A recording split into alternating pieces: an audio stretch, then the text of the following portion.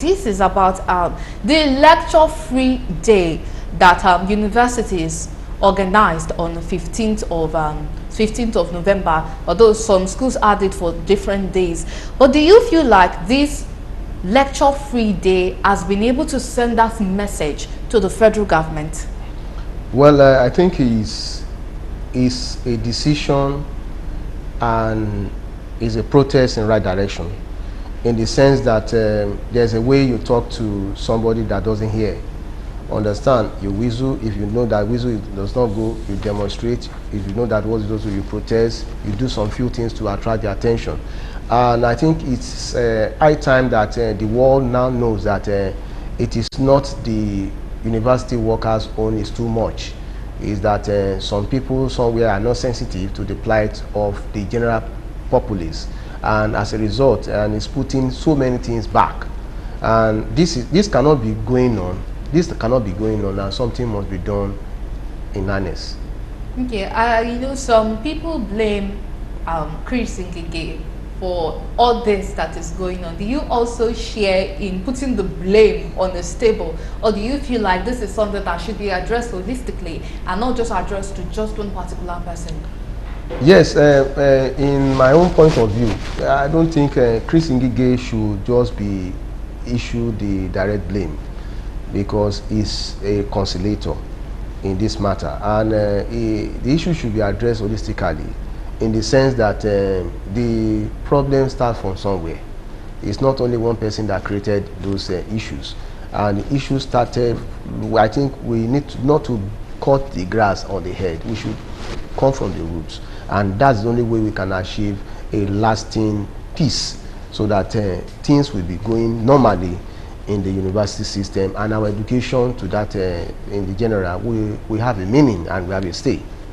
Thank you. Okay, and since we are talking about it being addressed holistically, I would say apart from the president, we should talk about the person sitting on a throne that we should all recognize, and that should be the Minister of Education, who said he is not aware that universities held a lecture-free day. How did that make you feel? Because it seems all the university union wants the message to be delivered to them, and this person that should be receiving the message is saying that they were not even aware such thing took place. How do you react to that?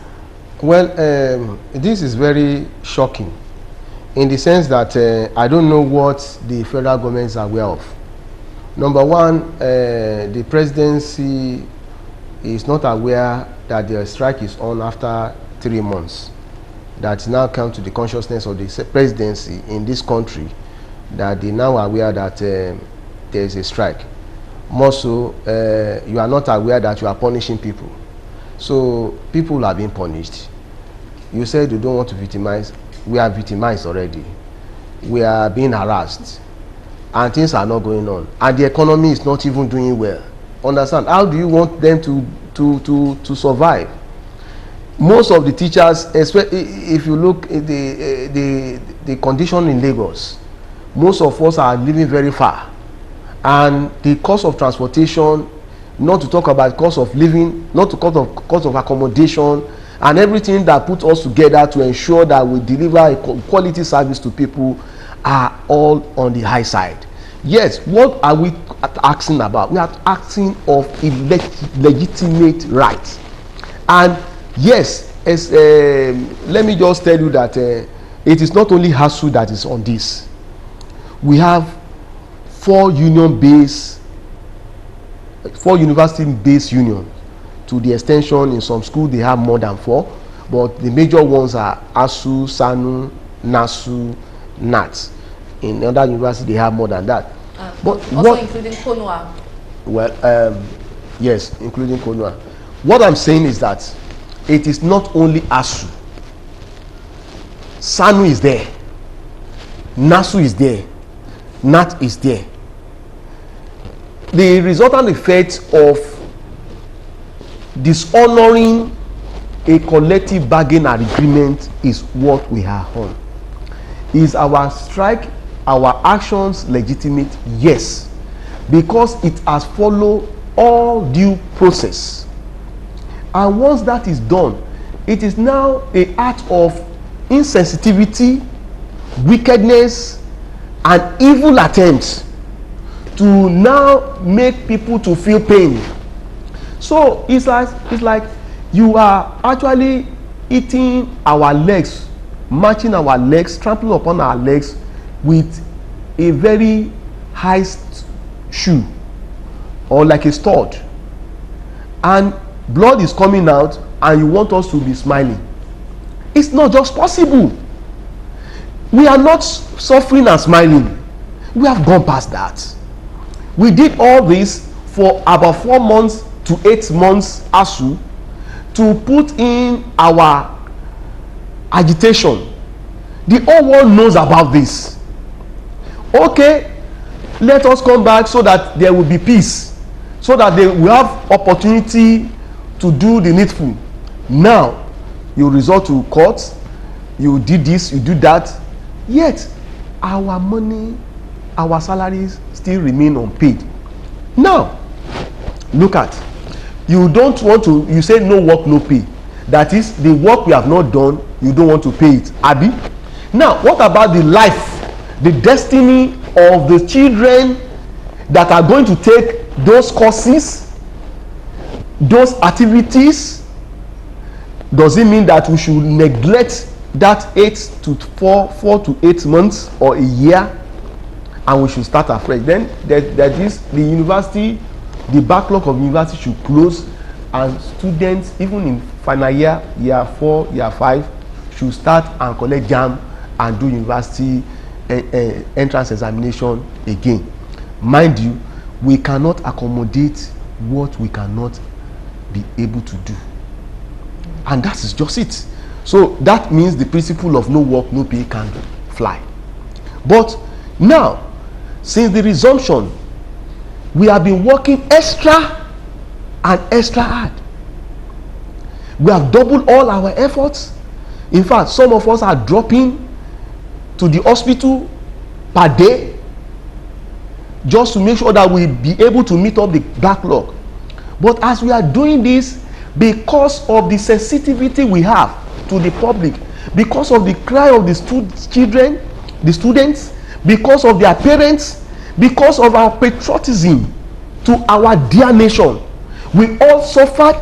We all work hard to ensure we recover as much as possible. Yes, somebody was saying that to go to hell. This is just unfair. This is just mere of wickedness and not considering the people. This is an autocratic way of doing things. This is high level of insensitivity to Nigerians, and in the extent to put us into permanent slavery in our country. But does it make you feel better when the Minister of Education admitted that he had failed? Well, that is just a word of mouth. If you have failed, beautiful, you have recognized your failure, fine. But what have you done after that?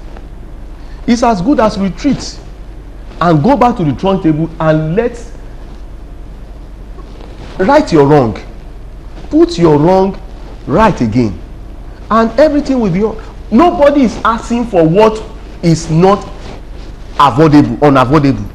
We are asking for what has been budgeted for. This year, the budget of the year has been budgeted for. You are going to pay my salaries. Yes, have I not done the work? Yes, you can assess me if I did not do the work, if I not be able to recover. In our schools, you can see students even coming even the weekends to ensure extended service, lectures, to ensure they meet up. I think the best thing to do for Nigeria, for the prosperity's sake, and for this life and the destiny of these great Nigerians, is that you should do the right thing. Pay all their salaries. No work, no pay is a way of victimizing.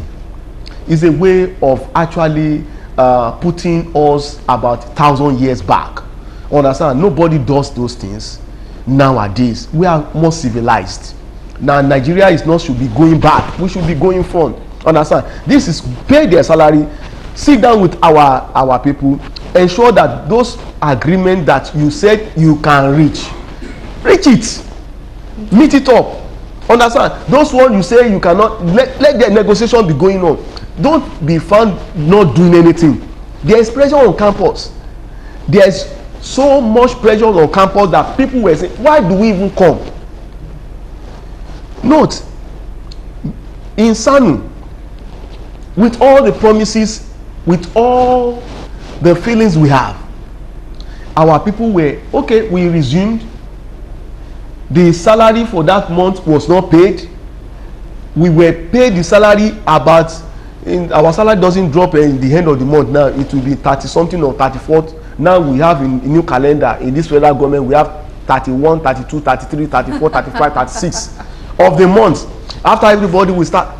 Understand? So you can imagine when we were paid about almost 40 something day of the month. For about 4-5 months, we have not collected salaries. We are going to pay so many fees.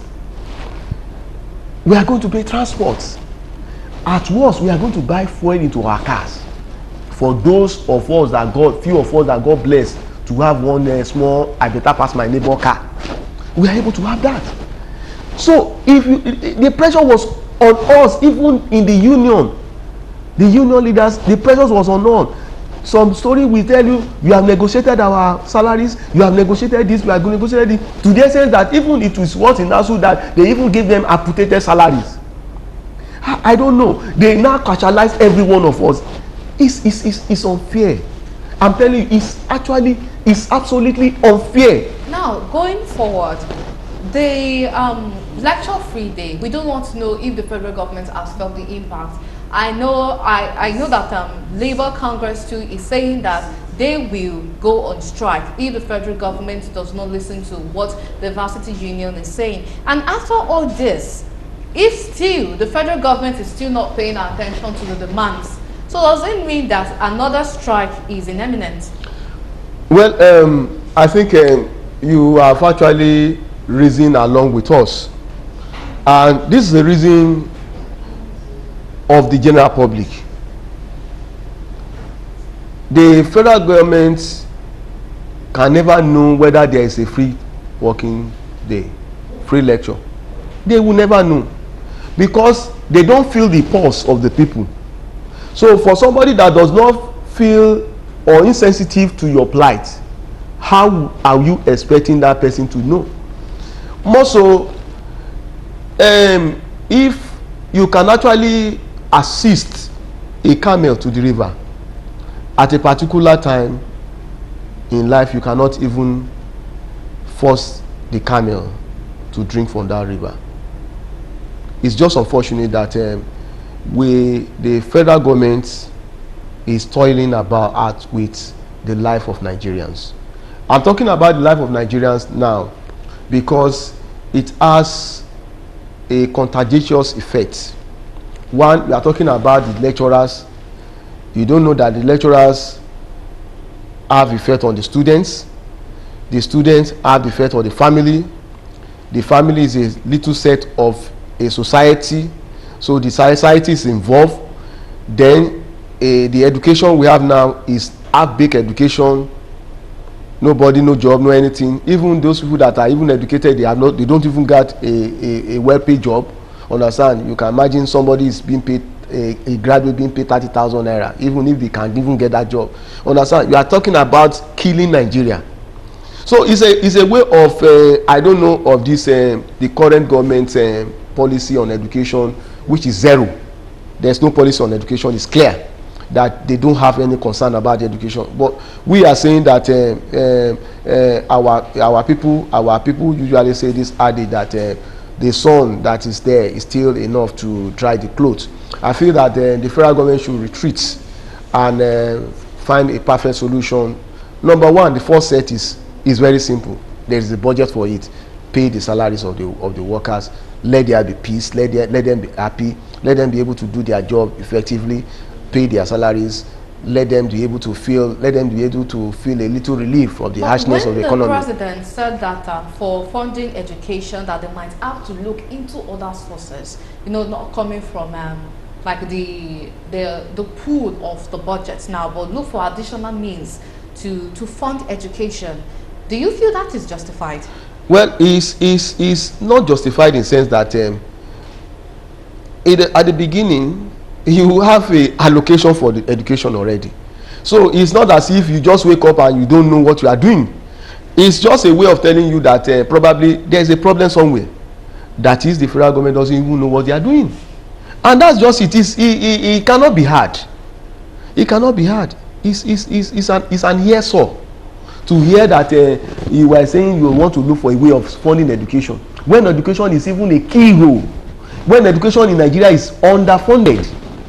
So that is, in fact, the thing is that the federal government of Nigeria did not actually know the value of education. Education is a multiplier effect in the economy of every country. In fact, we can even at this junction be even selling ourselves. Education is key to who knows, and a lot of things can be done. We have not we intended not to tap the resources that is available. We only look for political maybe we cannot all be politicians. Somebody must back the politics up. Somebody must have ideas. Somebody must have innovations. Education is innovative. Education is inspiration. There's so many things about education. Those areas of that education need to be tapped. Many of Nigerians brain drains. In other countries, we are doing very, very well. Nigeria is the one that did this so many things all over the world. Why not do it in Nigeria? Everybody wants, the popular saying is that japa. Everybody japa. And when I get to another country, I now become another citizen. Yes, and that is just it. We have resources, especially human resources, in abundance in this country that can give Nigeria double the economy GDP, that can give Nigeria a better GDP than what we have now. That education can give us resources more than our dependence on fuel if it's well tapped. Education is an economy area that is neglected, and the number one area of neglect is by punishing those who work in the universities. Okay, all right. We thank you so much. That has been very informational, and I do hope that this continuous song that Varsity Unions are singing, finally, I hope it would get, well, it seems it has gotten to the ears of the federal government, but let us hope that it gets implemented. We thank you so much for being part of Firecrackers today. Thank you very much. And that's Olushola Showumi, acting chairman of Senior Staff Association of Nigerian Universities. Thank you so much for being on Firecrackers. Well, on the last one, let me just say this. Please, we want all Nigerians to be together with us as patriotic Nigerians who wants the best for our nation and who doesn't want our nation to go back. We pray that we all work together and ensure that we mean it on this federal government to do the needful. Pay all our salaries. We are not hooligans. We are not idle workers. We are not lazy. We want to work, and we want our work. We don't want our sweat to dry before we start enjoying it. It is good. We have a lot of things to do. Pay a lot of bills. School fees is there, rent is there, so many things, and even the cost of living is very, very harsh. So we pray that they will pay all our backlogs so that we can actually meet up with the economic challenges we have.